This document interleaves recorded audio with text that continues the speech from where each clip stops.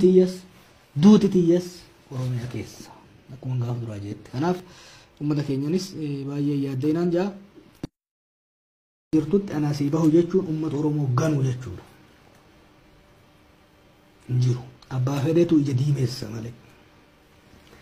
An beektaa humni xiyya mata 33 deemtu kana keessatti waan baay'een hojjedhe. Sakandii takka illee hin gaabbu. Takka uummata Oromoo hin ganne. Takka waan beekaa waan uummata Oromoo miidhaan hojjenne. Ittiin boonaa jechuudha. Amma Oromoon wajjin haasa'u kana yoon du'e hin gaabbu'an. Hammaattuu azaabuman seena rakkoon hin jiru. Kanaaf uummata keenyan ka yaadni isaanii naa gala waan tokko beekuu qaban. Qabsaan ni du'a.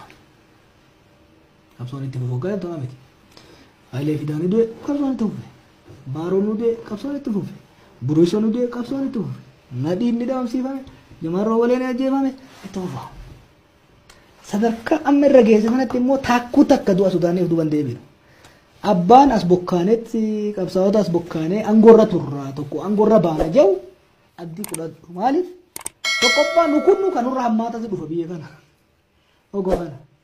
Lammaffaa immoo nama akka kiyyaa kanas bokkaa'uun hin danda'amu.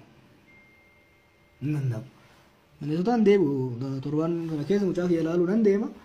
Garuu torban kana keessa nan deebi'a. Kanaaf anama booda jiruun tiyyas duuti tiyyas Oromiyaa keessa akkuma gaaf duraa jette. Kanaaf uummata keenyanis baay'ee yaaddeenaan jaa.